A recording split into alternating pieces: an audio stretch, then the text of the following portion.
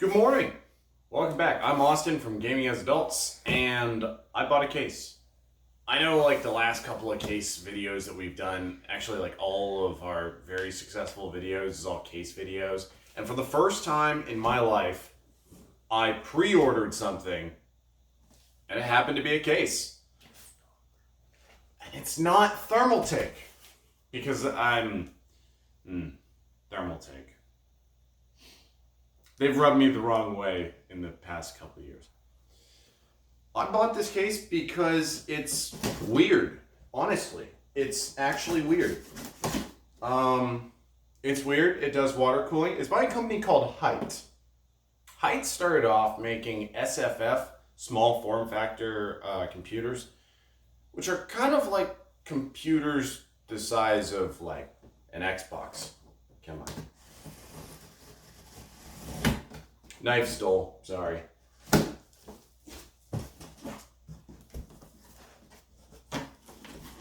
Well, that's a weird way of packaging that, but okay. I guess the point still gets across.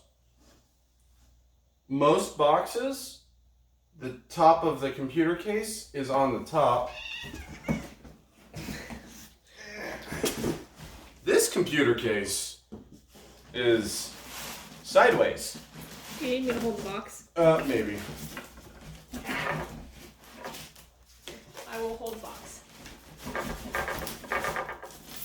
You too? Come on. You are... Damn it.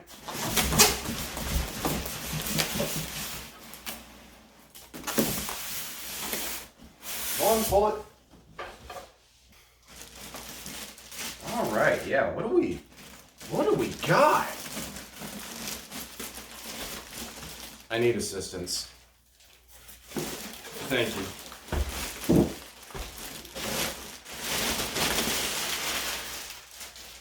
Ooh. Ooh, I really like the ventilation. Yeah, it's snazzy. That looks like a fish tank. It does look like a fish tank. It looks like a little small aquarium. Yeah, anyways, thumb screws that aren't torqued in there? Wild. So wild. Alright, so Hyte, this is their second case ever. I do not have access to their first case ever. I got this case because of this angle specifically. It's weird. Look at that. This is the front. And then from the side? So I was like, oh, I know. I'm going to put this on the right-hand side of my desk. And then I'm going to butt my desk up against the wall. And that'll be cool. Literally all of the logic. That's it. That's all you get. Let's start opening things. Now, it would be very nice to have instructions because I'm a little bit concerned about breaking things. Yeah. You know? Okay. Oh. Oh, that's snazzy. That's pretty neat. I like that it sets in. Yeah, it's got these little ball knob looking things on the frame of the glass. I don't see... Okay, no, there is a glass protector. Like a little piece of plastic. The peely doodad. Lift up. How does... Lift up. It's not going to lift up like that, Jessica. It's set in there. See? It has a little notch. That is specifically to protect their specific riser cards. Something that happened some time ago, there was a company that went out.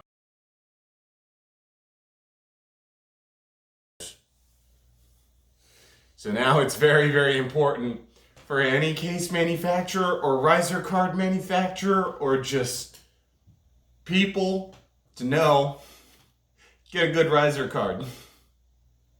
If this riser card catches on fire, it will be the second computer that has caught on fire in the last month. So I will let you guys know.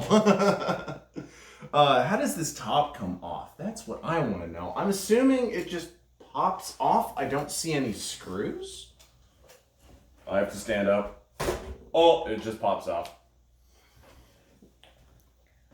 It's plastic, but it's a very, very rigid plastic. It's like... It kind of feels like powder-coated aluminum, honestly. That is really, really cool. But you can see like the ventilation supports, they are all plastic. So I don't know, maybe it is like an aluminum cover with a plastic insert. That's probably to cut down on weight. And I'm not actually bashing that. I think that's super duper neat. Gently on top of that. On top here we have area for, looks like a 420 or a 360 millimeter radiator, or if you're not familiar, that is 3 120 millimeter fans or 3 140 millimeter fans. On this piece, I don't really know what you would call that, probably the side piece, I guess. It looks as though that is a 240 or 280. These glass pieces, I don't know if that comes out. This little riser card, like I said, specifically for them, apparently it's PCIe 4.0 compatible, and it is specifically for a vertical GPU mount. And the vertical GPU mount is triple slot, in case you were wondering. Here, we can turn this around. You can get yourself a little look-see. Look at that. They're not toolless, just like everyone else. They're not toolless. Sorry. You know, but on the back here, this also does give an excellent chance to look at some storage. Actually, that came out relatively easily. This is also not toolless. This is a 3.5 inch drive sled thing. This is definitely metal. This is probably steel. But it also does have mounting for 2.5 inch SSDs. So you won't need an adapter. That's pretty slick. Supposedly this can fit a full-size power supply. I will be testing that. I like big power supplies. I feel like this is like a beginner case almost, because everything on the back is clearly labeled. They do not have captive thumb screws.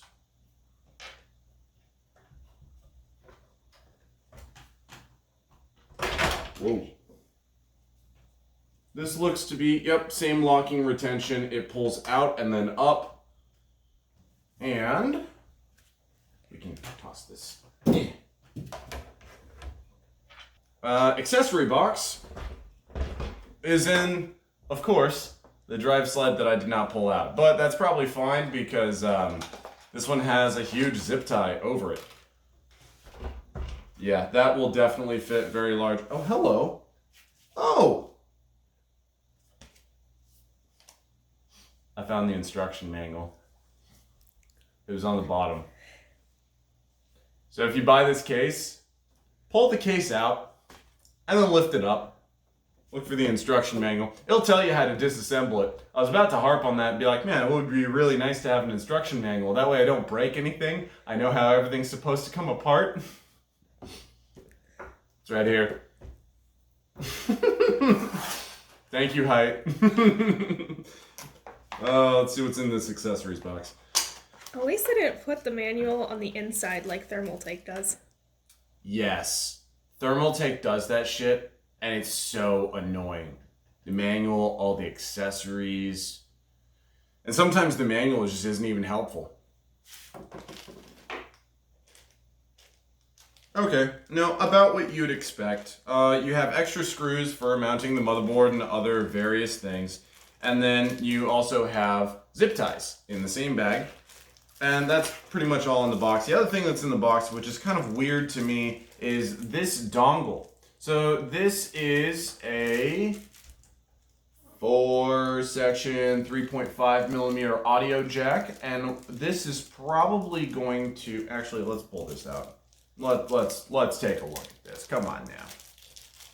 What this is for is separating your audio for individuals that have dual input for your microphone and for your headphones separately, right? It's kind of an older style. It's more common on higher end like headsets. Some of them, they just use a simple 4-section connector and it just plugs right in. So personally, I don't do that. I have USB deck. So, but yeah, I mean that's pretty much what should be expected. Everything, all the cables are zip tied really, really nicely. That's a lot of really great care. I see a lot of cable ties for their routing. Oh, rubber grommets!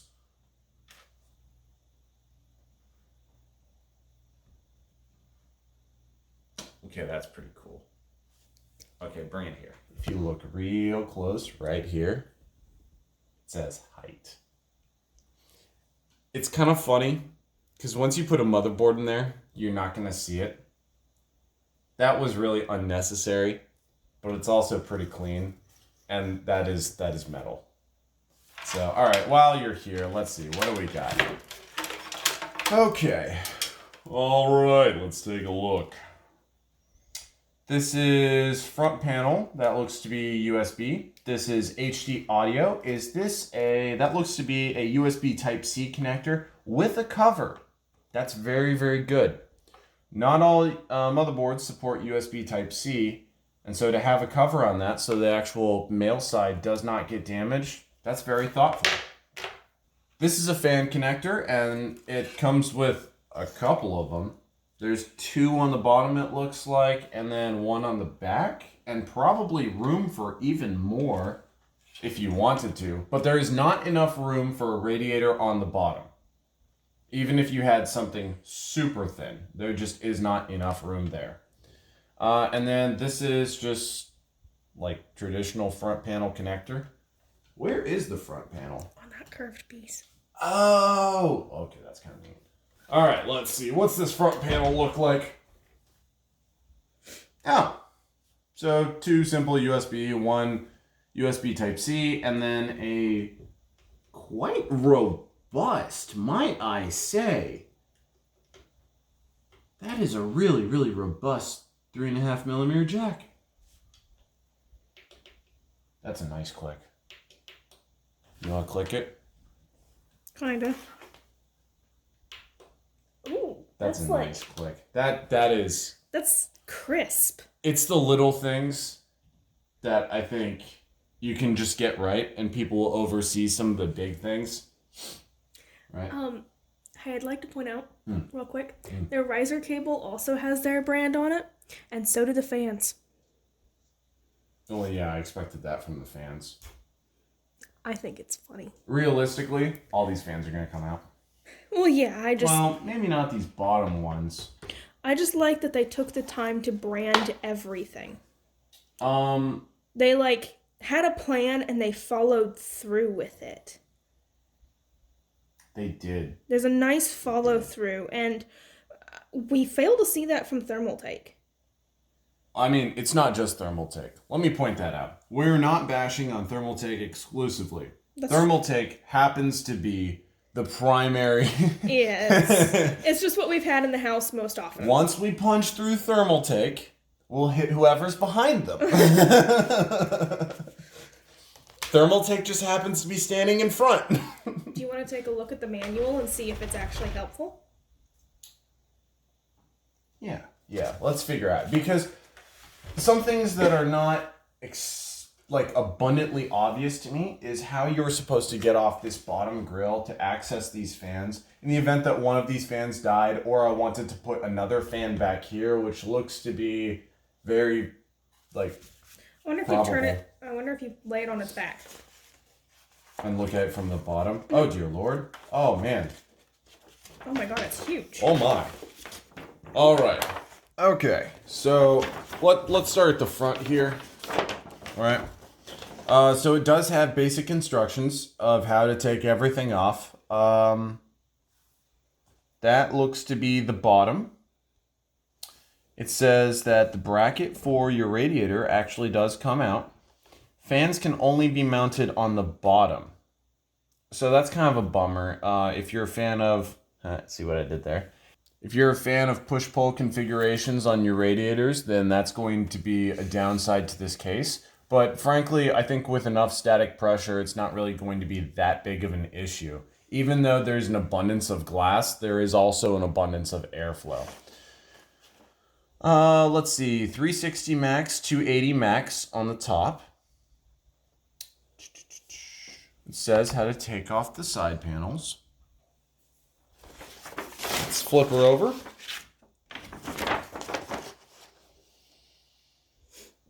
On this back one right here, which you probably can't see, it says 280 and 240 millimeter radiators, so you only get 2 radiators. Use them wisely.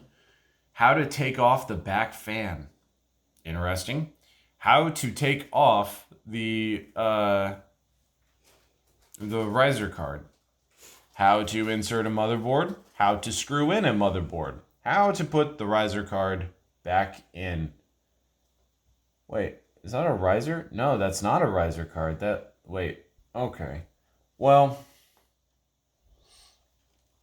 this is a very, very little thing, all right? You're showing how to put this back in, but that looks like an add-in card because of its PCIe length, right? That is a 4x length at best. Yeah, but look that is a 16x. Yeah, but look where it plugs into on the next one. Their figures don't really line up from that picture to the next one. That looks like an add-in card then. That's different. That's not the same. That's not the... Yeah, because then the riser card goes in. How to screw it in. Look at this. That's unscrewed. Yeah, okay, fine. Unscrew and then screw in your graphics card. How to screw in a power supply. How to screw in a hard drive. Jesus, that is... And it does actually give credit. You can insert a 2.5 inch into your hard drive slide. This is what you're looking for. Mm-hmm. Oh, that's how to take out the front panels. The glass. There's some on the inside, and then there's itty bitty little screws up here. Mm-hmm. So that glass actually does come out. Now, there is something else that I wanted to see that I have seen manufacturers do in the past, and that is hide in the back here. Sometimes what they'll do is they have their hard drive cages up here. Not really hot swappable. That's not a very common thing in consumer cases. But sometimes they will also lay down additional mounting areas on the bottom for like double-sided tape or something like that so that you can actually fit more hard drives. And so if you had like 2.5 inch SATA SSDs, or maybe you're extremely wealthy and you can afford 2.5 inch, I don't know, U.2 SSDs, then you could probably double-sided tape them on the bottom here. You could also just double-sided tape something. Well, no, not really. There's a power supply that goes there. Mm-hmm. You could put it in here. There's a lot of cable room. There's a lot of cable room. So much cable room. All right. I guess there's enough cable room because it's also for water cooling. Yeah. Guys.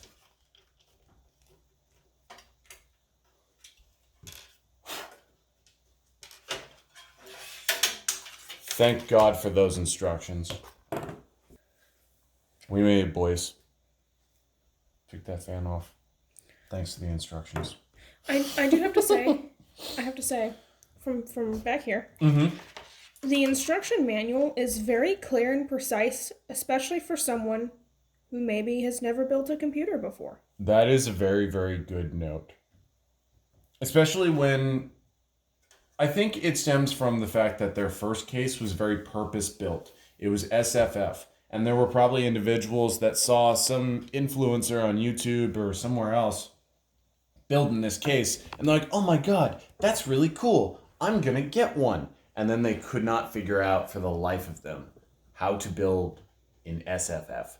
Because that is a challenge. Especially if you're doing water cooling. Water cooling in small form factor? Dude. You got to get creative. You got to break rules. And if you've never done this before, you don't even know what the rules are yet. You can break something really, really easily. And I think that's probably why they did this. Now, on a normal case video by somebody other than me, you would normally see them build something in this and then do temperature testing and what have not. I do not have the equipment to do temperature testing, and so we're just gonna build in it, because this is about to be my personal rig. So, yeah, let's get it, guys, in the next one.